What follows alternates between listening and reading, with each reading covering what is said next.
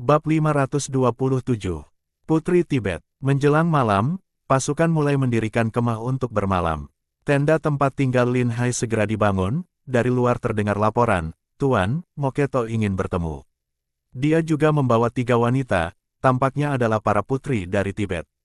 "Oh, apa maksudnya membawa mereka? Baiklah, suruh dia masuk." "Baik, Tuan." Liu Ergo menjawab dengan sigap, kemudian pergi untuk membawa Moketo dan rombongannya masuk. "Salam hormat kepada Tuan Lin." Moketo segera memberi hormat. "Tuan Moketo, tidak perlu sungkan. Silakan duduk." Setelah semuanya duduk, Lin Hai menuangkan teh untuk mereka masing-masing. "Sepanjang perjalanan kemari, kalian pasti sudah melihat bagaimana keadaan kehidupan rakyat Tibet sekarang, bukan? Apakah kalian puas dengan kondisi kehidupan mereka saat ini?" Lin Hai bertanya sambil tersenyum, ekspresi malu muncul di wajah Moketo. "Tak kusangka rakyat hidup begitu baik, jauh lebih baik dari yang kubayangkan. Seandainya sebelumnya kami bisa memperlakukan rakyat Tibet seperti ini, mungkin kami tidak akan sampai pada titik kehancuran ini." Moketo menghela napas panjang dengan penuh penyesalan. Para bangsawan Tibet dulunya sangat serakah, merampas lahan terbaik untuk diri mereka sendiri, dan memaksa rakyat bekerja keras untuk mereka, tetapi rakyat bahkan kesusahan untuk makan. Setelah dinasti Daxia menang perang, semua tanah para bangsawan diambil kembali dan dibagikan kepada rakyat. Mereka juga diberi hewan ternak dan sapi untuk membantu bertani. Rakyat Tibet yang mendapatkan lahan segera memulai bercocok tanam, dan di mana tampak kehidupan yang penuh semangat, wajah bahagia rakyat Tibet terlihat jelas, sesuatu yang tak pernah terlihat sebelumnya. Tanpa perlu berpikir panjang, sudah dapat dipastikan bahwa dalam beberapa tahun ke depan, rakyat Tibet akan merasa puas dengan kehidupan mereka sekarang dan memiliki rasa keterikatan terhadap dinasti Daxia. Dalam waktu 1 atau 2 dekade, meskipun ada yang mencoba menghasut pemberontakan untuk mengembalikan Tibet ke keadaan sebelumnya, mungkin tak banyak orang yang akan merespons. Selama kalian merasa puas dengan kondisi rakyat saat ini, itu sudah cukup. Lin Hai berkata dengan penuh percaya diri. Ia memahami dengan baik bagaimana mengelola urusan rakyat. Bagi sebagian besar orang, selama mereka dapat hidup damai dan berkecukupan, mereka akan menjalani hidup dengan tenang. Mereka yang terus-menerus berteriak ingin memberontak biasanya adalah para bajingan dan gelandangan. Orang seperti itu tidak mau bekerja keras dan selalu mencari jalan pintas. Ketika pemberontakan benar-benar terjadi, rakyat biasa yang dibujuk untuk ikut memberontak justru menjadi korban pertama, dijadikan tumbal untuk tujuan ambisius para pemimpin pemberontakan. Bahkan jika pemberontakan berhasil, rakyat biasa tetap berada di lapisan terbawah. Pada akhirnya, perjuangan mereka hanya menjadi jembatan bagi para bajingan tersebut untuk mencapai kekuasaan. Memberikan kehidupan yang baik kepada rakyat adalah langkah pertama. Jika setelah itu masih ada yang berani menghasut pemberontakan, langsung tangkap dan hukum mati. Tak perlu khawatir tentang apa yang disebut pendapat rakyat. Hal terpenting adalah memastikan semua pejabat bekerja dengan benar. Selama mereka tidak menindas rakyat, maka rakyat tidak akan bermusuhan dengan pemerintah. Moketo mendengar ini dengan serius. Kemudian, ia berkata, "Aku datang ke sini untuk membicarakan sesuatu yang penting dengan Tuan Lin. Mengenai masa depan Tibet yang kini berada di bawah naungan dinasti Daxia. Raja kami juga akan menjadi bawahan dinasti Daxia. Yang perlu dipertimbangkan adalah bagaimana menjalani kehidupan dengan damai. Selain itu, raja kami memiliki banyak putra dan putri, termasuk 5 putri. Setiap putri sangat cantik, bak bidadari. Terutama 3 putri ini, yang sudah memasuki usia menikah. Entah, apakah Tuan Lin ada yang berkenan di hati?" Moketo berbicara langsung. Lin Hai mendengar ucapannya, lalu dengan heran melirik ketiga putri yang duduk di dekatnya. Tak disangka, Moketo memutuskan untuk menawarkan mereka kepadanya. Ketiga putri itu bahkan tidak menunjukkan rasa malu, melainkan memandang Lin Hai dengan percaya diri. Tampaknya mereka juga sangat terkesan dengan Lin Hai. Bagaimanapun, Lin Hai bukan hanya seorang pejabat penting di dinasti Daxia, tetapi juga pria yang sangat tampan. Bagi mereka, menikah dengan seseorang seperti Lin Hai adalah impian yang sulit ditolak. Moketo melanjutkan memuji ketiga putri itu dengan antusias. Ketiga putri ini adalah kecantikan nomor 1 di Tibet. Jika mereka bisa menikah dengan Tuan Lin, itu pasti akan menjadi perbincangan yang indah. "Tuan Moketo, aku paham maksud Anda," jawab Lin Hai dengan nada serius. Anda tidak perlu khawatir. Setelah tiba di ibu kota, selama kalian menjalani hidup dengan tenang dan tidak melibatkan diri dalam hal yang menentang pemerintahan, maka keselamatan kalian akan terjamin sepenuhnya. Dinasti Daxia adalah bangsa yang menjunjung tinggi etika. Terhadap seorang raja yang negaranya telah ditaklukkan, kami pasti akan memperlakukannya dengan baik. Tentu saja, kami percaya pada dinasti Daxia, namun, faktanya, putri kami memang telah mencapai usia menikah. Sebagai putri kerajaan, standar mereka tentu lebih tinggi daripada kebanyakan orang. Sangat jarang ada pemuda berbakat yang memenuhi kriteria mereka. Sementara itu, Tuan Lin adalah seorang pejabat penting yang dihormati oleh dinasti Daxia. Putri kami sangat mengagumi Anda. Menikah dengan Anda akan menjadi harapan besar bagi mereka, dan sekaligus memberikan mereka tempat bergantung. Moketo terus membujuk, Lin Hai tersenyum kecil dan menjawab, ketiga putri adalah darah biru yang mulia, sangat terhormat. Mendapat perhatian dari mereka adalah sebuah kehormatan besar bagi aku. Namun, aku sudah menikah, dan aku tidak pernah berpikir untuk mengambil istri lagi.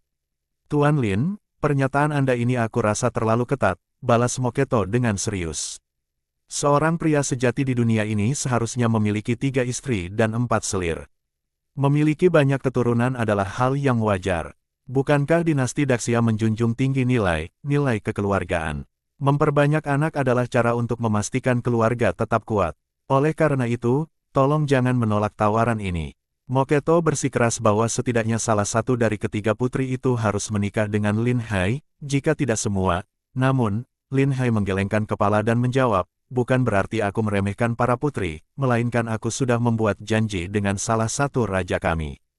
Setelah menaklukkan semua negara musuh, aku berjanji untuk menikahi putrinya. Janji itu belum saya tepati, bagaimana mungkin aku memikirkan untuk menikahi wanita lain?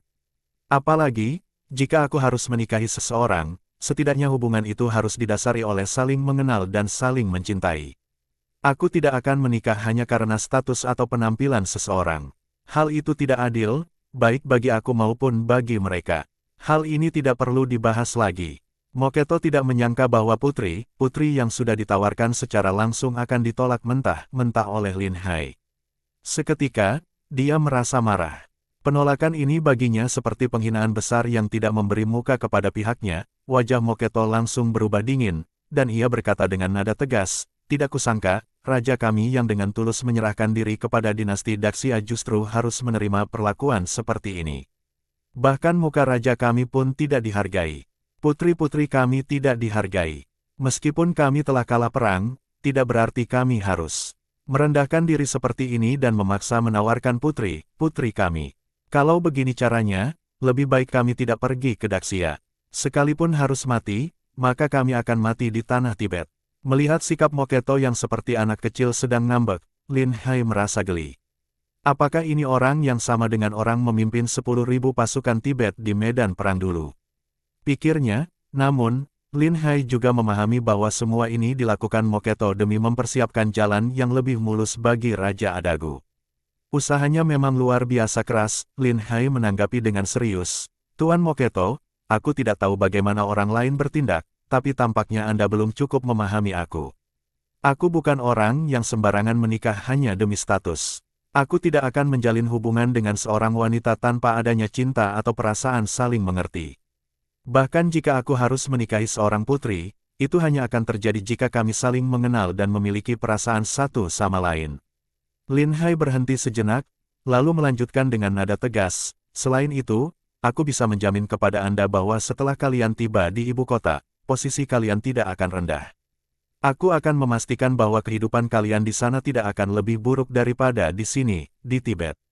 Yang penting adalah menjalani hidup dengan damai, tanpa melibatkan diri dalam urusan-urusan yang melawan pemerintahan. Jika itu bisa dilakukan, maka tidak ada yang perlu Anda khawatirkan. Bab 528. Rencana lain. Katamu, tidak saling memahami bukanlah masalah, lagi pula perjalanan dari Tibet ke ibu kota masih membutuhkan beberapa hari. Kamu bisa memanfaatkan waktu itu untuk mengenal sang putri lebih dekat. Selain itu, meskipun sudah tiba di ibu kota, kamu tetap bisa sering bertemu dengan sang putri. Semua itu bukan alasan. Moketo tetap bersikeras, dia sudah berjanji kepada Adagu untuk memastikan semua jalan terbuka baginya. Lin Hai adalah sosok yang dia anggap sebagai pelindung terbaik. Selama putri menikah dengan Lin Hai, Adagu bisa dipastikan hidup berkecukupan dan menikmati kemakmuran di ibu kota sepanjang hidupnya. Selama kedudukan Lin Hai tidak terganggu, keturunan Adagu juga bisa hidup dengan tenang. Lin Hai benar-benar tidak punya pilihan lagi. Masalah ini memang sulit dihindari. Meski ketiga putri itu memang cantik, bagaimanapun, Adagu adalah Raja Tibet, dan para wanita yang dia pilih adalah kecantikan kelas atas. Dengan gen sebagus itu, mustahil akan melahirkan putri yang jelek. Namun, Lin Hai sama sekali tidak tertarik pada ketiga putri itu, hanya mengurus Xiaoyao saja sudah cukup membuatnya pusing, apalagi memikirkan wanita lain. Aku rasa aku sudah memahami maksud Tuan Moketo, yaitu khawatir soal keamanan setelah tiba di ibu kota, menggunakan pernikahan untuk memperkuat posisi. Tetapi bagaimanapun, aku sudah menikah, dan aku juga masih memiliki seorang tunangan yang belum resmi menikah. Aku tidak memiliki rencana untuk menikah lagi, jika tujuannya adalah menjalin hubungan pernikahan. Setelah tiba di ibu kota, aku akan mengenalkan beberapa pemuda berbakat kepada sang putri. Jika mereka berdua saling menyukai, itu jauh lebih baik daripada menikah denganku hanya sebagai selir. Bagaimanapun, sang putri adalah keturunan bangsawan, siapapun yang menikah dengannya harus memberikan status istri utama. Lin Hai menyampaikan hal ini dengan tulus. Saat Moketo hendak melanjutkan pembicaraan, Lin Hai langsung menghentikannya. Tuan Moketo, jangan terburu-buru menolak. Sebaiknya pulang dulu dan diskusikan usulku dengan Adagu, kata Lin Hai dengan serius. Moketo akhirnya menyadari bahwa Lin Hai benar-benar tidak ingin menjalin hubungan pernikahan, dia tidak punya pilihan selain menyerah. Setidaknya Lin Hai telah berjanji untuk mengenalkan sang putri kepada beberapa orang terhormat di ibu kota, jadi dia tidak sepenuhnya mengabaikan permintaan tersebut. Moketo pun membawa sang putri kembali dan menyampaikan hasil pembicaraan itu kepada Adagu. Yang mulia, Lin Hai berkata bahwa dia sudah menikah, bahkan telah bertunangan dengan keluarga raja. Dia tidak mau menikahi sang putri. Hamba khawatir jika terlalu memaksanya, kita malah akan menyinggung keluarga raja. Tapi dia juga berkata bahwa setelah tiba di ibu kota, dia akan membantu mengenalkan sang putri kepada para bangsawan, jadi, dia tidak sepenuhnya menolak. Moketo menjelaskan dengan hati-hati. Sebenarnya sejak awal aku sudah tahu bahwa Lin Hai tidak mungkin menikah dengan keluarga kita. Lin Hai adalah pejabat tinggi di Daxia. Setelah mengalahkan kita di Tibet, kedudukannya pasti tak tertandingi. Dia adalah orang yang bisa menjadi Perdana Menteri Daxia. Mana mungkin dia mau terkait dengan kita? Adagu menghela napas panjang dengan rasa kecewa. Moketo memikirkan sebuah cara. Yang mulia, menurut hamba, mungkin masih ada ruang untuk manuver dalam masalah ini. Ketiga putri sangat cantik, pria manapun pasti akan tergerak hatinya. Hamba menduga mungkin Lin Hai menolak ini karena takut menyinggung raja, katanya. Lalu apa gunanya? Raja Daxia memiliki kedudukan yang tinggi dan kekuasaan militer di tangannya. Wajar jika Lin Hai tidak berani menentangnya. Tapi jika demikian, kita juga tidak bisa bergantung pada Lin Hai lagi. Kalau sampai kita menyinggung raja, maka kehidupan kita di Daxia akan semakin sulit. Yang mulia, tenanglah. Setelah kita tiba di Daxia, Ibu Suri pasti akan memanggil kita. Itu adalah kesempatan yang baik untuk mengajukan masalah pernikahan ini. Jika kita bisa meyakinkan Ibu Suri Daxia, maka kita tidak perlu menyinggung raja, dan Lin Hai pun tidak akan punya alasan untuk menolak. Daxia pasti menginginkan stabilitas di Tibet, dan kemungkinan besar Ibu Suri tidak akan menentang. Moketo menganalisis situasi saat ini dengan cermat. Dia yakin alasan utama Lin Hai menolak adalah karena mempertimbangkan masa depan kariernya. Menikahi seorang wanita dari bangsa asing sangat mudah dijadikan bahan serangan politik di lingkungan pejabat. Terlebih lagi, Tibet sudah kalah perang, sehingga tidak ada keuntungan politik dari menikahi seorang putri Tibet. Sebaliknya, mendapatkan dukungan raja jauh lebih penting. Adagu mendengarkan analisis Moketo dan merasa hal itu sangat masuk akal. Jika ingin menjalin hubungan pernikahan dengan Lin Hai, mereka harus memohon dan merendahkan diri. Saat ini, satu-satunya orang yang bisa mewujudkan hal ini adalah Ibu Suri Daxia. Jika Ibu Suri mengeluarkan perintah secara langsung, baik Lin Hai maupun raja tidak akan bisa menolak. Baik, kita akan lakukan sesuai rencanamu. Setelah tiba di Daxia, aku pasti akan membicarakan masalah ini dengan Ibu Suri, kata Adagu. Meskipun sempat merasa terpukul, beberapa hari terakhir Adagu mulai menerima kenyataan dan memulihkan dirinya. Setelah mengantar kepergian Moketo dan ketiga putri, Lin Hai akhirnya bisa menghela napas lega. Benar-benar bikin pusing. Siapa sih yang punya ide gila ini? menyuruhku menikahi putri Tibet. Ini sama saja menempatkan aku di atas bara api. Saat memikirkan Gong Yanwu, Lin Hai merasa sedikit gelisah, jangan dia salah paham. Pikirnya, harus diingat bahwa sebelumnya, Gong Yanwu sebenarnya tidak setuju dia memimpin pasukan dalam perang ini, dia bahkan bersikeras untuk memimpin pasukan sendiri. Kalau sampai Gong Yanwu berpikir dia mendekati putri-putri Tibet untuk tujuan lain, itu bisa menjadi masalah besar jika sudah curiga, menjelaskan pun akan percuma. Di sisi lain, Liu Ergou yang berada di dekatnya tidak bisa menahan tawa kecil, sambil menggoda. Dia berkata, Tuan, kalau menurut aku, putri Tibet itu memang cantik sekali, meskipun Tibet sudah kalah, namun mereka tetaplah putri kerajaan, kalau Tuan bisa menikahi 3 putri sekaligus, pasti banyak orang yang akan iri setengah mati. Lin Hai langsung menjawab dengan nada kesal, kalau kamu begitu terpesona dengan putri Tibet itu, biar aku sendiri yang menjodohkanmu dengan salah satu dari mereka, kamu yang menikah saja. Bahkan aku bisa meminta Ibu Suri untuk memberimu kenaikan pangkat, supaya lebih pantas dengan status putri Tibet. Jangan, tolong jangan, Tuan. Liu Ergou langsung melambaikan tangan menolak. Wanita Tibet itu terlalu galak. Aku tidak berani menikahi mereka, lagi pula, putri Tibet itu jelas tertarik pada Tuan, bukan aku. Kalau aku yang memaksa menikahi salah satu dari mereka, aku khawatir rumahku bakal jadi tempat kekacauan. Kemudian Liu Ergou menambahkan, tapi serius, Tuan. Aku melihat cara ketiga putri itu memandang Anda, jelas mereka sangat tertarik dengan Anda, ditambah lagi, Moketo bahkan datang langsung melamar. Itu berarti Raja Adagu juga sangat setuju. Lagi pula, kalau hanya mengambil beberapa selir, itu kan bukan hal besar, dan kalau Anda menikahi putri Tibet, maka posisi Anda di hati rakyat Tibet juga pasti akan berbeda. Pernikahan dengan putri Tibet memang membawa banyak keuntungan untuk mengendalikan wilayah itu, ujar Situ menambahkan pendapatnya. Belakangan ini kalian benar-benar makin pintar, iya. Sampai urusan politik seperti ini saja kalian sudah mulai mengerti, ujar Lin Hai dengan nada dingin. Hehe, Tuan kan menyuruh kami banyak membaca. Akhir-akhir ini kami membaca banyak buku sejarah, jawab Situ sambil tersenyum. Sebenarnya Lin Hai sedang kesal dan ingin memarahi mereka. Beraninya mereka mengolok-olok dirinya, benar sudah terlalu berani. Namun, setelah dipikir, anak buahnya ini memang mulai menunjukkan kemajuan. Mereka bisa memahami logika di balik situasi seperti ini, yang berarti mungkin mereka cukup layak untuk berkarir di dunia birokrasi kelak. Kalian benar dalam menganalisisnya. Menikahi putri Tibet memang memberikan keuntungan besar untuk mengontrol wilayah itu, meskipun Tibet sudah menjadi bagian dari Daxia, namun rakyatnya masih sangat menghormati Adagu dan keluarga kerajaan. Namun, aku tetap tidak akan menikahi putri Tibet.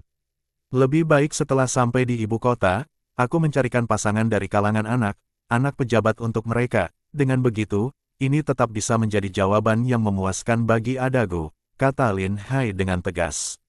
Bab 529, Keras Hati.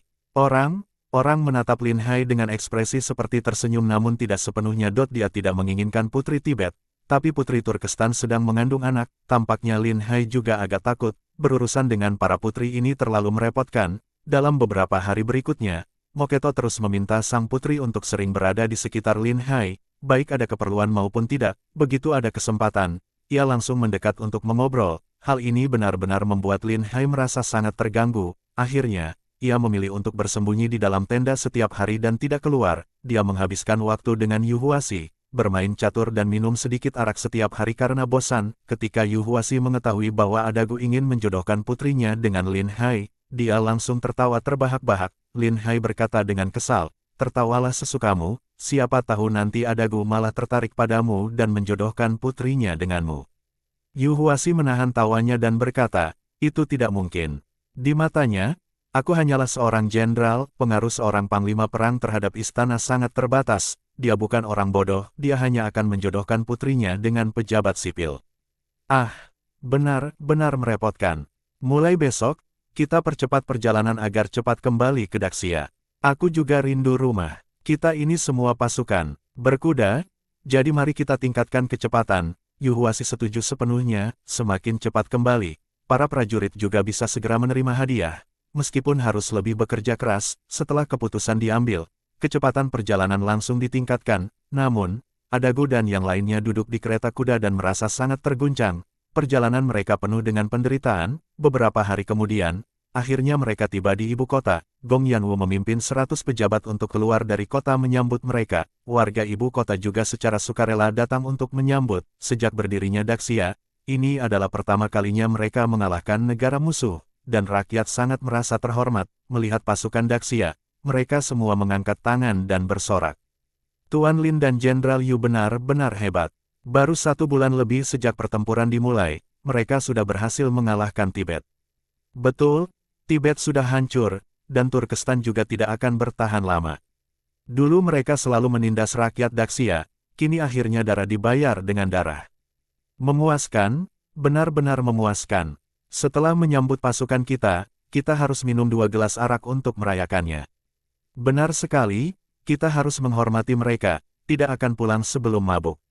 Gong Yanwu yang mengenakan mantel bulu, tidak bisa menahan diri berdiri di dalam kereta dan melihat ke kejauhan. Hubungan mereka semakin baik. Sehari tak bertemu seperti 3 musim gugur. Setiap mimpi dipenuhi dengan kerinduan pada Lin Hai. Dia ingin segera melompat ke pelukan Lin Hai. Ibu Suri, hari ini masih agak dingin. Lebih baik duduk di kereta dan menunggu. Jangan sampai kedinginan, ujar Lin Tiangui dengan khawatir. Tidak apa-apa, aku berpakaian tebal, tidak akan masalah. Bukankah sudah dijanjikan bahwa mereka akan sampai pada pagi hari? Kenapa masih belum sampai? Jangan ada masalah di perjalanan dan tertunda. Gong Yanwu bertanya dengan cemas. Ini baru tengah hari, pasukan sudah berangkat sejak pagi, memang akan ada sedikit keterlambatan. Tapi seharusnya mereka sudah hampir sampai sekarang, jawab Lin Tiangui untuk menenangkan. Pada saat ini, Lin Tiangui juga sangat bersemangat. Daxia telah mengalahkan musuh yang kuat dan merebut wilayah yang luas. Meskipun Tibet miskin, namun wilayahnya sangat luas dan merupakan padang rumput yang sangat baik. Dengan menguasai Tibet, Daxia tidak hanya bisa mendapatkan lebih banyak pajak, tetapi juga memperoleh banyak kuda perang, sapi, dan domba. Tibet akan menjadi ladang penggembalaan bagi Daxia. Belum lama setelah pernyataan itu, akhirnya mereka melihat sebuah pasukan yang melaju cepat menuju ke arah mereka. Puluhan ribu pasukan berkuda bergerak serentak, dan meskipun pasukan itu belum sampai, mereka sudah bisa merasakan gemuruh dari tanah yang bergetar. Melihat pasukan berkuda Daxia, banyak orang sangat terharu dan bersemangat. Mereka bersorak dan berseru keras untuk menyambut kepulangan pasukan Daxia yang telah menang. Saat pasukan hampir tiba, Lin Hai memerintahkan pasukan untuk memperlambat laju mereka. Begitu sampai di depan, dia turun dari kereta dan berjalan maju untuk memberi penghormatan. Lin Hai menghadap Ibu Suri. Komandan Yu Huasi menghadap Ibu Suri. Tidak usah memberi penghormatan. Kalian berdua memimpin pasukan untuk bertempur dan mengalahkan Tibet. Kalian adalah pahlawan besar Daxia. Aku pasti akan memberi hadiah yang setimpal. Terima kasih, Ibu Suri. Kedua pria itu memberi penghormatan bersama. Pada saat itu, Adagu bersama anak-anak pejabat melangkah maju. Wajah Adagu tampak sangat kompleks, namun, dia tetap memberi penghormatan terlebih dahulu. Adagu menghadap Ibu Suri Daxia. Tuan Adagu, tidak perlu memberi penghormatan. Dulu kita adalah negara musuh, tetapi sekarang Tibet sudah menjadi bagian dari Daxia. Kalian semua adalah subjek Daxia. Selama kalian mematuhi hukum dan menjaga kedamaian di Daxia, aku pasti akan melindungi kalian dengan segala kemuliaan dan kekayaan seumur hidup. Gong Yanwu berkata, terima kasih, Ibu Suri. Hamba ini pasti akan taat dan menjaga diri. Bagus, semua ikut denganku ke istana. Setelah berkata demikian, Gong Yanwu kembali ke dalam kereta. Pasukan melanjutkan perjalanan mereka perlahan di belakang. Warga yang melihat kereta Tibet langsung berbisik-bisik. Mereka penasaran dengan Raja Tibet yang baru saja ditaklukkan. Sesampainya di istana, Gong Yanwu memberi penghargaan berdasarkan prestasi dan memberikan hadiah kepada pasukan. Yu Huasi naik jabatan lagi dan mendapatkan gelar lebih tinggi. Lin Hai sudah mencapai puncak jabatannya. Jika dia diberi lebih banyak hadiah, itu berarti dia akan diberi gelar kerajaan. Dengan prestasi Lin Hai, pemberian gelar kerajaan pun tidak berlebihan. Namun, karena Lin Hai ingin tetap rendah hati, dia menolak untuk diberi gelar kerajaan. Meskipun Lin Hai memiliki prestasi terbesar kali ini, hampir tidak ada hadiah yang diberikan padanya secara nyata. Ada beberapa pejabat yang sebelumnya sedikit iri pada Lin Hai. Namun kini mereka merasa lebih lega. Mereka tidak tahu bahwa bagi Lin Hai, bahkan Ibu Suri pun adalah wanita miliknya, sehingga dia tidak peduli dengan hadiah apapun. Adagu diberi gelar markis, namun tanpa kekuasaan nyata. Dia diberikan sebuah rumah besar dan sejumlah uang. Sebagai raja yang tertangkap, selain gaji, dia akan menerima sejumlah uang setiap tahunnya.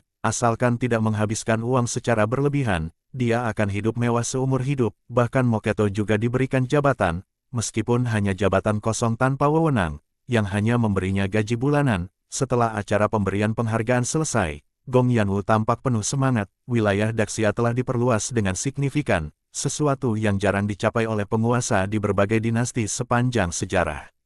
Andai kata ada banyak hal yang belum terbiasa, Adagu, jangan ragu untuk mengungkapkan keinginan Anda. Kata Gong Yanwu, terima kasih atas kebaikan Ibu Suri, aku sangat berterima kasih.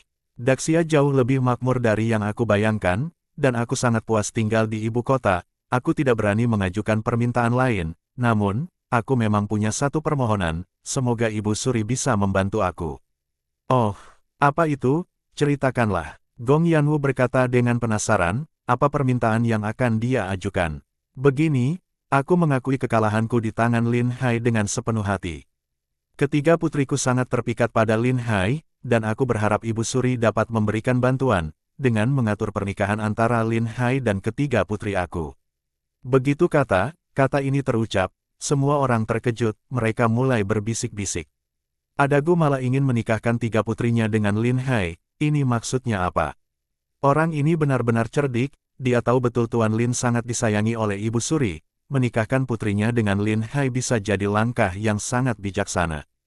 Memang masuk akal, menurut aku, pernikahan ini tidak buruk. Tibet baru saja dikalahkan, untuk menenangkan hati rakyat Tibet. Menikahi putri Tibet adalah langkah yang sangat baik.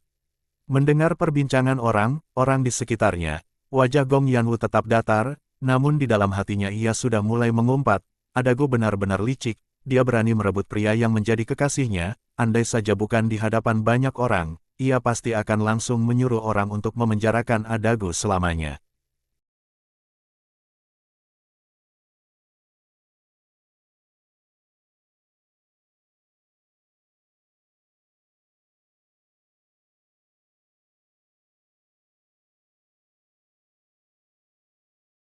Bersambung